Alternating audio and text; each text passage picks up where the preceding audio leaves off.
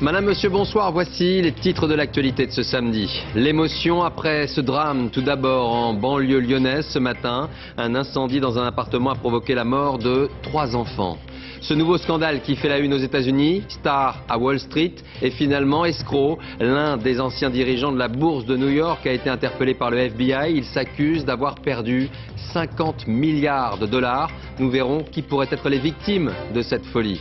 À suivre également 2 jeunes Françaises de 19 ans condamnées à 8 ans de prison ferme à Saint-Domingue. La police avait découvert 6 kilos de cocaïne dans leur bagage. Elles se disent victimes d'une manipulation.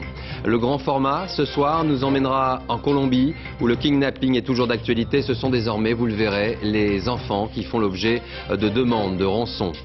Astérix change de main. Le mythe français de la bande dessinée était un enjeu d'édition. L'entreprise familiale passe la main. Retour ce soir sur cette success story. Enfin, à 11 jours du réveillon de Noël, le sapin reste une valeur sûre, pas question de l'oublier, même en temps de crise. Mais quel est le prix de ce symbole des fêtes de fin d'année? Eh bien, c'est la question conso de ce samedi. Merci d'être avec nous et on commence ce soir par la très forte émotion ressentie dans un quartier populaire de Saint-Priest, près de Lyon. 3 enfants âgés de 5 à 8 ans ont trouvé la mort après l'incendie de leur appartement ce matin. On ignore encore les raisons du drame. Reportage sur place, Virginie Fichet et Jean-Claude Martin. Pour les habitants du quartier, c'est un deuil presque familial. Ce matin, vers 8h45, ce sont des voisins qui ont donné l'alerte. J'étais en train de dormir. Mais j'attends quelqu'un, j'écoute quelqu'un crier, j'ouvre la fenêtre, je vois le feu. Un couple et ses 5 enfants ainsi que leur grand-mère sont prisonniers des flammes. Des témoins risquent le tout pour le tout. Moi j'ai rentré dans le feu carrément, j'étais protégé avec un malta et après j'ai ressorti deux bébés. Et ben après il a resté 3 dans la chambre et j'arrive pas à récupérer. Et tellement le feu qui était arrivé vers moi, et moi j'ai sorti parce que je vais brûler moi aussi. Une fois sur place, les 55 pompiers mobilisés ne mettront qu'une demi-heure à maîtriser le sinistre. Malheureusement, les 3 autres enfants âgés de 5 à 8 ans n'ont pu s'échapper de leur chambre où le feu a pris. Ils ont péri asphyxiés. Dans les feux, d'une manière générale, et dans les feux d'appartement, c'est toujours les fumées qui sont les plus dangereuses et qui intoxiquent. Et quelquefois sur des feux bien moins spectaculaires que celui-ci, un simple canapé qui se consume la nuit peut être suffisant pour avoir un bilan humain dramatique. La maman et la grand-mère ont elles aussi été intoxiquées par les fumées. Le père de famille a lui eu les mains grièvement brûlées en tentant de sauver ses enfants. Dans le quartier, une cellule d'accompagnement psychologique a été mise en place car tous ici se sentent concernés par le drame de leurs voisins. Tout le quartier est là pour les soutenir, voilà, pour les soutenir, pour les aider, pour faire en sorte que ce drame, ils vont pas oublier, parce que quand on perd la chair de sa chair, on n'oublie pas, mais au moins qu'ils peuvent se reposer sur nous. Ce soir, l'origine du drame reste encore inconnue. Les experts continuent les constatations. Leur seule certitude pour l'instant est qu'il s'agit bien d'un accident. Justice, on attendait le verdict aujourd'hui et il n'est pas tombé aux assises de Paris. Les jurés du procès de l'évasion d'Antonio Ferrara ont besoin de temps. Ils doivent, je vous le rappelle, répondre à plus de 400 questions. Direction le palais de justice de Paris. Bonsoir Dominique Verdaillan. Il faudra donc attendre demain pour connaître l'épilogue de cette longue procédure. Oui, 465 questions en 48 heures de délibéré, c'était probablement un pari impossible, mais vous savez, ce procès depuis le début est hors norme, imprévisible et personne ce soir n'envie les jurés parce que malgré la longueur du procès, il est même très difficile de dire qui a fait quoi dans l'évasion parmi les 21 membres présumés de ce commando. Alors vous le savez, 20 ans ont été requis contre Antonio Ferrara, dont on ne compte plus ni les évasions ni les condamnations. 7 ans ont été requis contre son ancien avocat, maître Karim Achoui, à qui on reproche d'avoir donné le top départ de l'évasion. Ce soir, les 12 jurés s'apprêtent donc à passer une 3e nuit dans le cercle parisien pour délibérer. Verdict sans doute demain. À quelle heure ? Personne ne le sait. Merci Dominique. Demain, donc, le froid et les intempéries. 7 départements ont été placés ce soir en vigilance orange, et cela en prévision des chutes de neige. Vous le voyez sur la carte, le Massif central, mais également la Haute-Loire sont concernés. Sachez qu'en Isère et en Savoie, 2000 foyers ont été privés d'électricité pour la 2e nuit consécutive. Les personnels d'EDF ont à nouveau travaillé aujourd'hui à rétablir les lignes. Et même cause, même effet, le froid encore et toujours aux États-Unis sur ces images. Dans le nord-est du pays, la baisse des températures et le blizzard ont provoqué également d'importantes coupures d'électricité. Mais là-bas, le coup de froid est encore plus rude et c'est 1 million de foyers qui sont privés de courant. On va prendre la direction de l'Italie maintenant. À Rome, le centre-ville a apparemment échappé au pire. La crue historique du Tibre s'est quelque peu calmée ces dernières heures. Mais vous allez le voir, cette crue a tout de même occasionné quelques dégâts. Sur place, Philippe Disserias et Karine Guillaumin. Poussée par le courant du fleuve en crue, la barge ne résiste pas et se désagrège après avoir rompu ses amarres. Elle ne s'arrêtera que 200 mètres plus loin, contre les piliers du pont suivant, en plein cœur de Rome. Ce matin, elle est toujours là, à quelques pas du Vatican, au pied du château Saint-Ange. Mauvaise nouvelle, un bateau-mouche et une autre barge se sont également échoués au même endroit. Au fil des heures, les détritus charriés par le fleuve s'accumulent et menacent d'empêcher l'écoulement de l'eau. Pour les Romains et les touristes, c'est l'attraction de la journée, spectacle garanti. Je suis venu immortaliser l'événement. Aujourd'hui, c'est spectaculaire. Hier, on a quand même eu peur. C'est le divertissement du jour. Donc on vient voir la montée des eaux et puis voir ce qui se passe. Et c'est ainsi que toute la journée, on a pu assister au travail des pompiers. Il a fallu démanteler la carcasse morceau par morceau pendant que de l'autre côté, une grue faisait un peu de ménage dans le fleuve. Dans le centre de Rome, la crue du Tibre s'est stabilisée. Un moment, on a craint le pire pour cet hôpital installé sur une île. La nuit dernière, un touriste irlandais apparemment imprudent est tombé dans le fleuve depuis un pont du centre-ville. Son corps n'a toujours pas été retrouvé. Aujourd'hui, en fin de journée, le courant a diminué, mais le Tibre reste menaçant. Après une journée d'accalmie, la pluie a repris ce soir sur Rome. Et l'on annonce déjà une forte perturbation à partir de demain soir, de quoi raviver les inquiétudes. Dans l'actualité, également, 2 jeunes Françaises âgées de 19 ans, originaires de Besançon, ont donc été condamnées en République dominicaine à 8 ans de prison ferme. Condamnées après la découverte le 14 juin dernier de 6 kilos de cocaïne dans leur bagage. Alors, que sait-on de cette affaire? Élément de réponse avec Arnaud Comte, Pierre Monégier et Pascal Tribault. Voici Céline et Sarah. Toutes les deux ont 19 ans et sont originaires de Besançon. En juin dernier, leurs examens terminés, les 2 jeunes femmes s'envolent pour la République dominicaine.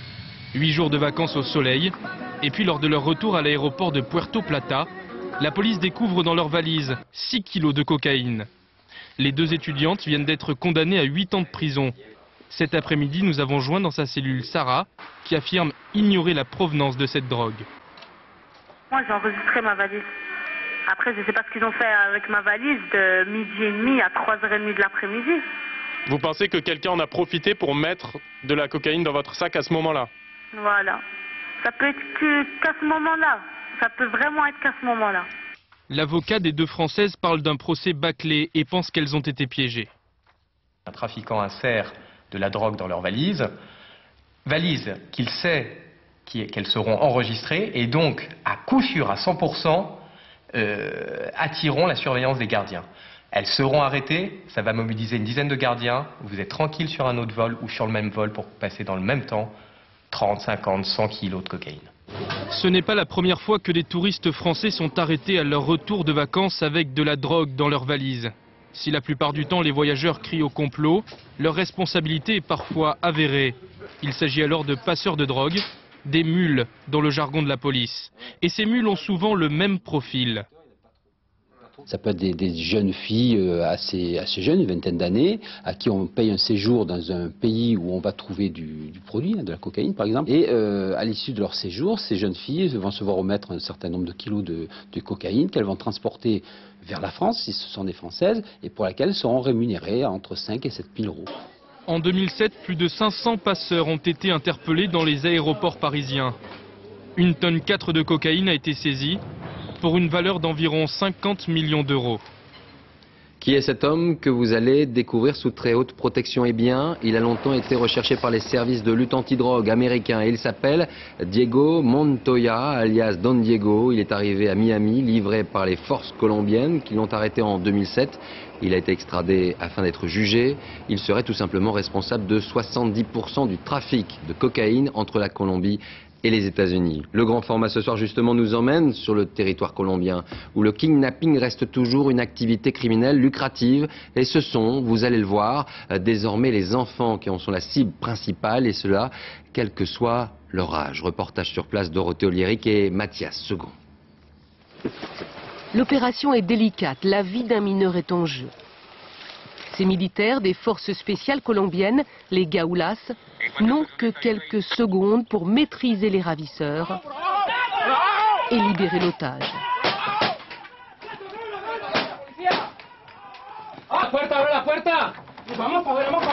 Ce jeune homme a 17 ans. Il vient de passer plusieurs mois prisonnier dans la jungle.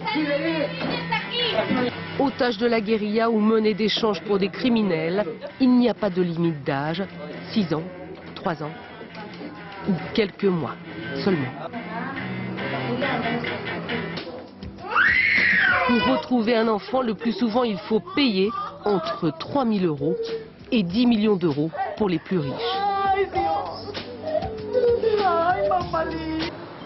País Libre, un pays libre, c'est le nom de la fondation qui s'occupe d'accueillir les familles dont l'enfant a été enlevé.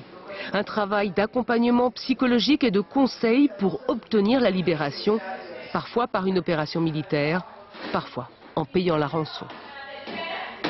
Pourquoi ils enlèvent des enfants? Eh bien parce que ce genre d'enlèvement génère énormément d'émotions. La famille qui a un enfant enlevé est prête à tout, y compris à payer des sommes folles pour faire libérer l'enfant. Parfois arrivent des preuves de vie de l'enfant otage, une épreuve terrible pour les proches. Parfois aussi, ils ont l'enfant au téléphone. Mi vida, mi cielo, yo sé que tú estás bien, mi vida, ¿cierto que sí? ¿Tienes comidita, mamá? Escúchame perfectamente, mamá. Mi vida, tú tienes que ser fuerte porque tú eres fuerte como yo y como papá, ¿sí? No, mamita, pero ¿tienes frío o calor? ¿Cómo estás? ¿Calor? Les preneurs d'otages, nous en avons rencontré à Bogota. Dans cette maison discrète vivent, sous protection du gouvernement, quelques dizaines de guérilleros des FARC repentis.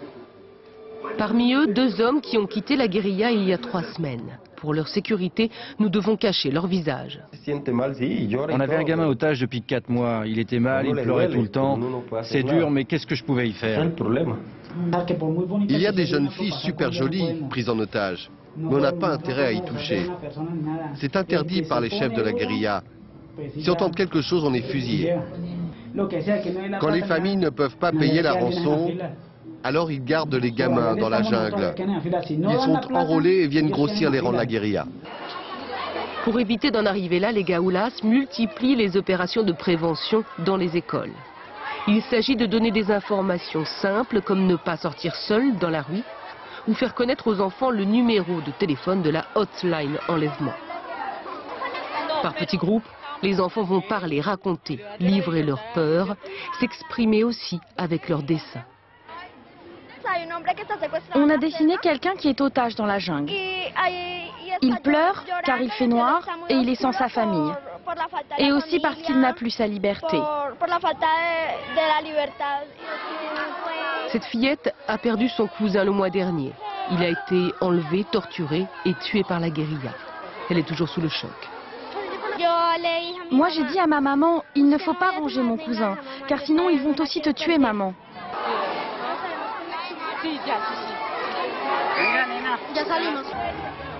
Comment tu t'appelles? Angelina. Tu as quel âge? 10 ans.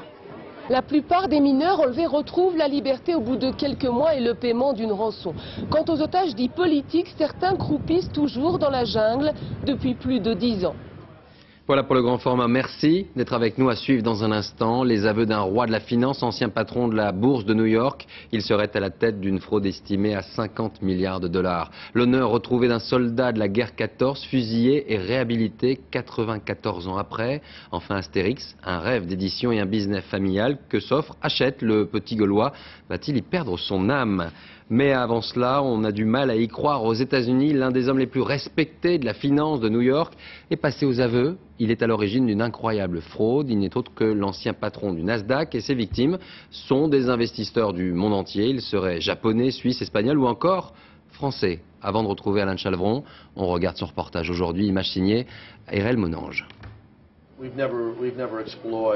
Ces paroles valaient de l'or. Bernard Madoff était un de ces petits génies de la finance qu'on portait au nu.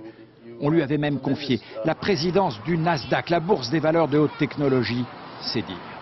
Et voilà que patatras, on découvre qu'en fait de génie, Madoff était surtout un escroc de génie qui a réussi à soutirer 50 milliards de dollars à des petits et grands investisseurs. Madoff attirait les gens en leur faisant miroiter des retours sur investissement de 10-15%. Mais en fait, il a tout perdu et ne continuait que grâce à un système de pyramide qui lui permettait de payer les anciens investisseurs avec l'argent des nouveaux. Oui, le système classique des pyramides de Ponzi où l'on paye un investisseur avec l'argent d'un autre investisseur et ainsi de suite, jusqu'à ce qu'il y ait crise. Il n'y a alors plus d'investisseurs et tout s'écroule. La clé de l'escroquerie, c'est la confiance que peut inspirer l'escroc. C'est difficile de croire que quelqu'un qui avait eu autant de succès, qui avait la confiance de tant de gens, était en fait si avide et corrompu pour voler leur argent. C'est remarquable. La plupart des gens à qui j'en parle n'en reviennent pas qu'un gars comme Madoff ait pu les voler. Le pire, c'est que des investisseurs institutionnels, en principe avisés, se sont fait rouler dans le monde entier. BNP serait une des victimes en France. Quant aux petits, ils font le siège de l'immeuble où Madoff avait installé ses bureaux et n'ont plus que leurs yeux pour pleurer. Des 50 milliards, il ne reste plus grand-chose. Rien de nouveau, j'ai tout perdu. Bernard Madoff a été brièvement arrêté, puis libéré sous caution. 10 millions de dollars, rien que ça. Comme quoi, tout n'est pas perdu pour tout le monde. Bonsoir Alain de Chalvron, c'est tout de même une nouvelle fois une histoire de fou. Est-ce que l'on en sait un peu plus sur les victimes potentielles de ce nouveau scandale ? Écoutez, Wall Street est encore sous le choc. On est loin d'avoir digéré cette affaire. Tout de même, 50 milliards de dollars, c'est sans doute un record en termes d'escroquerie. Alors oui, au fil des heures, on en découvre de plus en plus parmi ces victimes. Alors il y a de nombreux milliardaires américains bien connus. Et puis il y a des sociétés comme General Motors ou Chrysler, les deux géants de l'automobile qui sont sur le point de mettre la clé sous la porte. Ils n'en avaient pas besoin. Eh bien, ils sont touchés par des fonds d'investissement interposés. Alors, à l'étranger, des banques suisses, japonaises, françaises, espagnoles, 3 milliards rien que pour la banque Santander, après la mondialisation de la crise, la mondialisation de l'escroquerie. Et au même moment, on apprend par Business Week que ceux-là même qui ont provoqué la crise avec les subprimes, vous savez, ces prêts immobiliers, eh bien, sont en train de recommencer avec les mêmes subprimes préparant la crise de demain ou d'après-demain. En fait, plus ça change et plus c'est toujours pareil. Merci Alain de Chalvron, et l'histoire semble donc tristement se répéter. Et dans cette période d'incertitude, qui faut-il croire? Que faut-il croire? L'or, vous le savez, apparaît souvent mécaniquement comme une valeur refuge. Plus étonnant, le vin pourrait être un placement très intéressant. Alors est-il plus rentable que le CAC 40? Caroline Thébault et Mathieu Nivengloski. De l'or rouge. Voici de très grands crus, au goût et aux prix exceptionnels. Des vins présentés lors d'une dégustation privée à des amateurs, comme ce propriétaire de restaurant. Le vin pour lui c'est une passion, mais aussi un placement, à condition d'avoir du nez. J'ai récemment un exemple de Gruau-Larose 1982, que je me souviens très bien avoir acheté en primeur à 48 francs et que j'ai revendu sur la base de 85 €, donc pratiquement 10 fois. En 20 ans. Le vin, en effet, bien plus rentable que la bourse. Depuis décembre 2004, le prix des grandes bouteilles a bondi de 210%. Sur la même période, l'indice CAC 40 a perdu 18% de sa valeur. Pour gérer son stock, notre investisseur fait appel à une spécialiste. Quand on raisonne de façon sentimentale, une courtière en vin.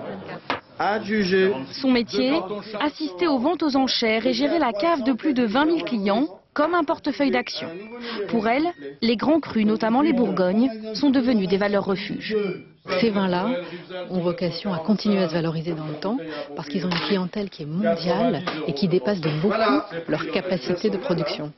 Donc ça, mécaniquement, ça entretient la rareté, la demande et la recherche et donc le prix. N'investir que sur des bouteilles rares et chères, c'est ce que propose ce gérant. Il a créé une SICAV, un fonds d'investissement dédié au vin. Résultat, 20% de rentabilité depuis janvier. Alors là, on est à Genève, au port-franc de Genève. C'est ici que nos vins sont tous entreposés, donc il y a à peu près 11 000 bouteilles qui sont là. Des bouteilles précieusement gardées dans cette forteresse, des vins que la plupart des clients ne boiront jamais. Ils voient qu'on a du Mouton 45, de l'Yquem 21 ou 1900. Non, ils ne le voient pas en vrai. C'est clair, mais ils comprennent l'intérêt d'un investissement de ce type-là. Après le vin, ce fonds d'investissement va proposer à ses clients d'investir sur des diamants, des œuvres d'art. Objectif, faire de ces placements de luxe des alternatives au CAC 40. Autre valeur sûre, Astérix, ici ce n'est pas nouveau, le héros gaulois de la bande dessinée est un succès historique d'édition, de quoi susciter depuis longtemps les appétits des grands groupes, et c'est Hachette qui vient de rafler la mise. Fini l'entreprise familiale, la potion magique vient de changer de propriétaire. Marie-Pierre Samitier et Bruno Vignier. Dopé à la potion magique, Astérix est devenu un monument du patrimoine français. À ce jour, 325 millions d'albums ont été vendus dans le monde. Hachette prend donc le contrôle des éditions Albert René qui édite Astérix en rachetant les participations d'Albert Uderzo et d'Anne Goscinny. Mais la fille du dessinateur se pose en irréductible gauloise. Sylvie Uderzo dit regretter cette vente à la filiale du groupe Lagardère. Je pense qu'il y a des technocrates au sein d'Hachette Livre qui ont voulu s'acheter et se payer Astérix. C'est vrai que c'est quelque chose de magnifique. C'est la poule aux œufs d'or pour certains. Moi, j'y vois autre chose que la poule aux œufs d'or. C'est l'œuvre de mon père et de René Goscinny. On était une équipe fantastique. Et il s'avère que voilà, le travail étant fait, c'est facile de racheter, d'arriver avec un gros rouleau compresseur et de se dire qu'Astérix va devenir un personnage industriel. Sylvie Uderzo est encore propriétaire à 40% et annonce qu'elle va résister à l'occupant, le nouveau propriétaire, lequel dit ne pas vouloir s'intéresser au désaccord familial. Le débat entre Albert Uderzo et Sylvie Uderzo est un débat de famille et Hachette n'a pas à se prononcer sur cet élément-là. Et si elle dit oui, mais Astérix va perdre son âme avec Hachette, qu'est-ce que vous répondez ? Écoutez, Astérix n'a pas perdu son âme après la disparition de René Goscinny. Astérix est très vivant et Astérix chez Hachette a 100 ans et peut-être plus devant lui. En attendant d'avoir 100 ans, Astérix prépare en 2009 son 50e anniversaire. Il affiche une bonne santé qui a fait réaliser 6 millions d'euros de bénéfices au parc Astérix l'an dernier et près de 7 millions d'entrées au film Astérix aux Jeux Olympiques. Une palme d'or qui est tombée par tout à tisse dans un chaudron de potions magiques. Un hommage maintenant ou comment, 94 ans après son exécution, fusillé pour l'exemple, la France a rendu son honneur à un homme. Durant la Grande Guerre, l'armée française exécuta certains de ses soldats soupçonnés de lâcheté. Léonard Lémarie a été l'un d'eux. Reportage Gérard Grisbeck, Nadia Jbouziane et Mathieu Régnier. Fusillé pour l'exemple. Sa famille, l'hommage de son village. 94 ans après. Le 12 décembre 1914, Léonard Lémarie écrit sa dernière lettre avant d'être exécuté. Et je jure que je suis innocent, et je répète que je suis innocent. Je prouverai que j'ai fait mon devoir, et j'ai servi avec amour et fidélité. Et je n'ai jamais faibli à mon devoir. Et je jure devant Dieu que je suis innocent. Sur le monument aux morts, le nom de Léonard Lémarie a été ajouté. L'homme n'est plus un paria. Ses arrière-petites-filles sont là, mais elles ne parleront pas. L'émotion est trop forte, la blessure a duré si longtemps. En ce mois de décembre 1914, Léonard Lémarie est sur le front, près de Soissons. Alors là, on se trouve sur le plateau de Nouvron. Vous avez là le passage de la première ligne française. Les Allemands sont de l'autre côté à 200 mètres. C'est à chaque fois le même scénario qui se répète. Les soldats sortent de la tranchée. Ils sont fauchés au moment où ils sortent de la tranchée par les mitrailleuses allemandes. Et on leur redemande parfois quelques heures plus tard de recommencer le même assaut. Léonard Lémarie est blessé à la main. Un médecin le soupçonne de s'être volontairement mutilé pour quitter le front. Le Conseil de guerre le condamne à la peine capitale. Alors là, on est sur le chemin qu'empruntent tous les jours les poilus pour monter au front, aux tranchées de première ligne. Et là, on a le lieu où il a été fusillé qui vient d'être retrouvé. Et il est fusillé au plus près du passage des troupes pour servir d'exemple. Comme Léonard Lémarie, 600 soldats ont été fusillés durant cette guerre. Présent lors de la cérémonie, François Hollande a tenu à témoigner en tant que président du Conseil général. C'est un moment très important qu'il n'y ait plus de distinction entre les morts pour la France, ceux qui finalement ont donné leur vie pendant une guerre trop longue, atroce, et qui doivent avoir le même respect. Le 11 novembre dernier, Nicolas Sarkozy déclarait que les fusillés n'avaient pas tous été des lâches. 90 ans après la fin de la guerre, il est peut-être temps de tourner la page. La question conso maintenant en période de fête, mais de difficultés financières pour de nombreux ménages. On peut se priver de beaucoup de choses, mais apparemment pas du sapin comme un symbole. Les ventes restent identiques aux années précédentes, mais la question du prix demeure en revanche d'actualité. Il y a encore ici le low cost et la Rolls du sapin. Nos spécialistes, Estelle Collin et Tristan Lebras. Cette petite entreprise ne connaît pas la crise. Qu'il pleuve, qu'il vente ou qu'il neige, il faut fournir. Il est pas mal celui-là, qu'est-ce que vous en pensez? L'idée c'est surtout de décorer, de passer du temps à décorer le sapin, à préparer un petit peu Noël, quoi. En ces temps de rigueur et de budget serré, le sapin semble échapper à l'amorosité. C'est celui-là. C'est celui-là. Voilà, le sapin est incontournable, complètement incontournable. En France, un foyer sur 5 succombe à l'appel de Noël au naturel, soit 5 millions de sapins vendus chaque année. Le chouchou, le Norman, plus résistant que l'épicéa, mais moins parfumé, en moyenne entre 19 et 40 euros. Ouais, sûr. C'est un incontournable, le sapin, on l'aura toujours. Maintenant, on essaye de trouver la bonne adresse qui vend le sapin pas trop cher et de bonne qualité. On avait peur cette année, vu la récession, qu'il y ait moins de ventes de sapins. Donc on avait fait une baisse d'à peu près 10% au niveau de nos volumes. Ce matin, j'avais été encore passé une commande de 700 sapins. À Noël, le vrai, le beau reste une valeur sûre, voire pour certains un produit d'exception, au même titre que le foie gras ou le champagne. Et dans ces cas-là, mieux vaut ne plus compter. Alors ça, c'est un sapin naturel. C'est une commande spéciale pour une jeune fille. Parce que les parents ne souhaitent pas faire eux-mêmes le sapin. En général, on part d'une base à peu près dans les 300-400 euros pour un sapin naturel. Après, ça peut aller jusqu'à 2000, 2500, 3000 euros. Tout dépend de la taille, évidemment. Le sapin génère près de 110 millions de chiffre d'affaires. Cette année encore, il devrait être le grand gagnant. Le sport avec la natation et rien ne semble pouvoir arrêter Amaury Levaux. Celui-ci a une nouvelle fois battu le record du monde du 100 mètres en finale des championnats d'Europe qui se déroule en Croatie. Vous n'avez peut-être pas pu les suivre en direct sur France 2. Alors résumé de la journée avec Christophe Duchiron et Frédéric Bazir. C'est sûrement parce qu'il le vaut bien qu'Amaury Levaux paraît désormais en grand seigneur du petit bassin dont il est le plus rapide des sprinteurs à l'échelle planétaire. Cet après-midi en finale du 100 mètres nage libre, suivez Levaux au couloir 4 en bonnet argenté. Il est irrésistible, Levaux. Il améliore pour la deuxième fois en 2 jours le record du monde et devient le premier nageur à passer sous la barre des 45 secondes. Ce qui impressionne, c'est la répétition des exploits de ce grand garçon à la bouille d'enfant farceur, qui dépasse les 2 mètres, qui sorti de l'eau a l'air un peu lunaire, alors qu'en piscine c'est un habile technicien et un compétiteur hors pair. J'ai pas encore fait le calcul, mais ça fait pas mal de records du monde, on a rien de temps là. Ce matin, du moins, j'étais pas bien, j'étais presque au bord de la crise de nerfs. Sur la deuxième marche du podium, à côté de Levaux, il y a Gillot, preuve que le sprint français est en pleine santé. Et dire qu'à cause d'un petit coup de moins bien, le champion olympique Alain Bernard n'a même pas réussi à disputer une finale. Chez les femmes aussi, c'est l'or, mais ça n'est plus Manodou, c'est Coralie Balmy qui s'est imposée devant Camille Muffat, une autre française, sur le 400 mètres nage libre. J'ai pas peur des autres filles, derrière le plot, je me dis bon, si j'ai fait ça avant, il n'y a aucune raison que je le fasse pas aujourd'hui ou mieux encore, quoi. Donc voilà, je suis sûre de moi et c'est ce qui fait la différence. On serait à la plage, on dirait que c'est la nouvelle vague qui arrive. Au lieu de quoi, dans l'eau bleue de la piscine, Balmy a remporté le premier titre européen de sa jeune carrière.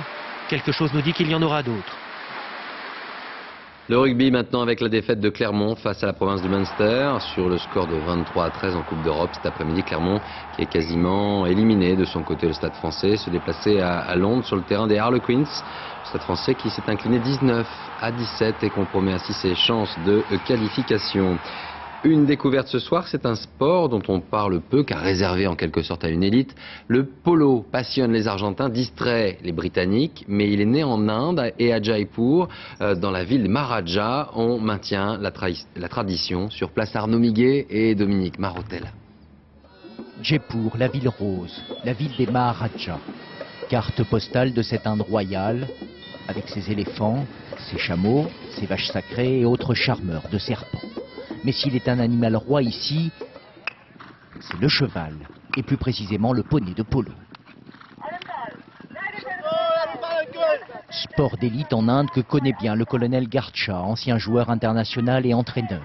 Il ne manquerait d'un match pour rien au monde, passionné de polo, surtout quand son équipe est sur le terrain et qu'elle vient de marquer. Quand vous marquez un but comme ça au triple galop, votre sang ne fait qu'un tour. C'est un sport où il faut garder la tête froide et le sang chaud. Jeu de guerrier pratiqué en Asie mineure il y a plus de 3000 ans, le polo serait le plus ancien sport d'équipe, le sport préféré des Maharajas. Les Indiens aiment à penser qu'ils furent les premiers à dos de cheval à taper dans une balle avec un maillet. Mais les Britanniques, bien avant le prince Charles, en firent un sport moderne. Le polo n'est pas britannique, mais les Britanniques l'ont découvert ici en Inde. Ils lui ont donné des règles et l'ont répandu dans le monde entier. Joué aujourd'hui sur tous les continents, le polo reste néanmoins une passion de privilégiés. Le colonel Garcha dépense tous les ans 300 000 € pour son équipe et ses écuries. Ses chevaux sont argentins, les meilleurs dit-on. Ils sont comme des Porsche, ils s'arrêtent net, obéissent au doigt et à l'œil. Le tout, c'est de rester dessus. Rester en selle, règle numéro 1, pas toujours facile. 2 équipes, 4 joueurs et leurs montures s'affrontent 40 minutes durant sur l'équivalent de 2 terrains de football et doivent marquer des buts. Une subtilité cependant, les règles sont anglaises. À chaque but, on change de camp, mais le spectacle est exaltant. J'adore la vitesse et la rage de marquer. Le polo restera un sport de roi, parce que chaque joueur est un roi à part entière. À Jaipur, ce jour-là, c'était le début de la saison. Un tour de chauffe avant les grands matchs de championnat. Dans 2 mois, l'Inde rencontre l'Angleterre sur son propre terrain, aux origines du polo. Quel cadeau pour Noël? Voilà une bonne question basique du moment. Et l'on dit souvent que ceux qui manquent d'imagination choisissent le DVD. Il faut reconnaître qu'il y en a pour tous les goûts. Des pépites inédites, des souvenirs d'enfance que l'on tente de faire revivre à travers le regard de nos enfants. Et puis des valeurs sûres à l'accent du Nord cette année. Pascal Deschamps, Samuel Humez. Première solution, vous pouvez toujours vous ruer sur la valeur sûre du moment, l'édition Prestige du poids lourd du box-office, agrémentée de 3 heures de bonus. 70 sur 2, 7e. Vous voulez une petite goutte de jus? Je vous mets une petite goutte de jus. Mais dans un marché vidéo en baisse depuis 3 ans, les éditeurs ont su rivaliser d'audace pour vous offrir plus que des DVD, de véritables objets de collection. J'insiste sur le fait que les éditeurs, effectivement, proposent sur certains coffrets un prix un peu plus élevé, mais vraiment de qualité. Dans notre sélection, rien que du brutal, comme l'anthologie Audiard dialoguiste, aux côtés des Barbouzes ou des inénarrables tontons, Le Pacha ou Un taxi pour Tobrouk. En tout 9 films pour 90 €, mais surtout plus de 30 heures de bonus. Récits de tournages inédits. Me permettez de terminer avant une fois pour faire un peu de cuisine. Parce qu'on en avait un peu marre de la cuisine espagnole. Ou alors c'était Lino qui faisait les pâtes, alors on tournait des scènes sans lui. C'était une belle aventure, en dehors du film. Ou l'indispensable petit Audiard illustré pour percer les secrets du géo-trouve-tout du vocabulaire d'un dynamiteur de mots. Ceci dans l'unique but de les remettre à portée de compréhension du besogneux du XXIe siècle. 2000 exemplaires seulement de ce coffret ont été édités pour moins de 100 €, 10 chefs-d'œuvre du cinéma mondial et de vrais suppléments. Fassbinder, Pasolini et Ozu côtoient Billy Wilder ou Kusturica. 40 heures d'images pour un voyage gourmand, un must.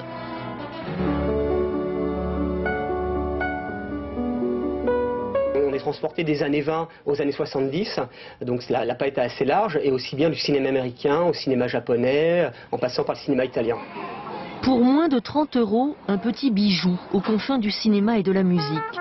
Let's Get Lost, le documentaire sur Chet Baker, trompettiste surdoué qui se brûla les ailes. Loin des pipoleries d'aujourd'hui, le bouleversant portrait d'un artiste avec ses contradictions, ses fulgurances et la musique qu'il nous a laissée.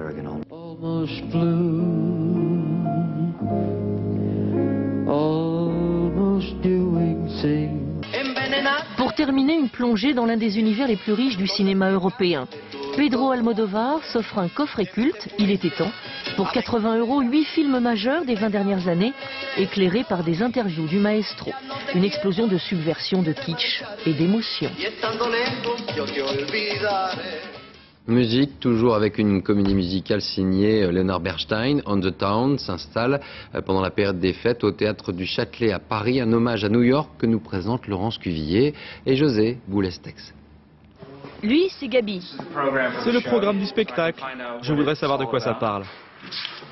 Et le voilà en jeune premier dans On the Town. New York, a hell of a town. The rocks hiss up, but the batteries down. The people ride in a hole in the ground. New York, it's a hell of a town. Un hymne à New York. Tout commence dans le métro. Les 3 marins ont une permission de 24 heures pour découvrir la ville et trouver l'amour. Gabi aperçoit une pin-up en photo, c'est le coup de foudre.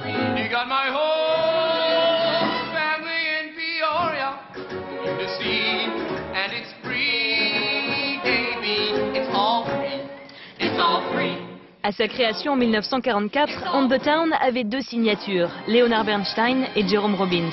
Tandem de génie. West Side Story, c'était eux aussi.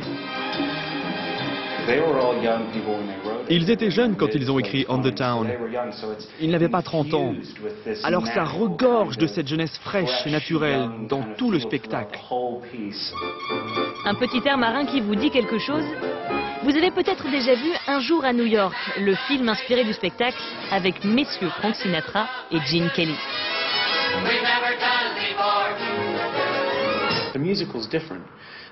La comédie musicale est différente. Elle est plus osée, plus sophistiquée que le film. À Hollywood, à l'époque, on ne pouvait pas s'écarter des conventions. Les 60 danseurs pourront enfin souffler après 2h40 de spectacle. Le temps qu'il faut à Gabi pour retrouver sa belle inconnue. Avant de terminer ce journal, je vous rappelle cette information, 50 milliards de dollars, c'est le coût des dégâts provoqués par la fraude géante d'une ex-star de la finance new-yorkaise. L'ancien patron du Nasdaq, Bernard Madoff, a été interpellé par le FBI. Il est passé aux aveux et retenez bien ce nom car cet homme est peut-être à l'origine d'un nouveau coup dur pour de nombreux établissements financiers mondiaux. Voilà, c'est la fin de ce journal. Dans un instant, la météo. Isabelle Martinet, 20h50, émission spéciale Johnny Hallyday, demain, 13h15 le dimanche, et une rencontre, Carole Bouquet et Arlette Laguillet commentent toute l'actualité. Passez une très belle soirée et à demain, j'espère.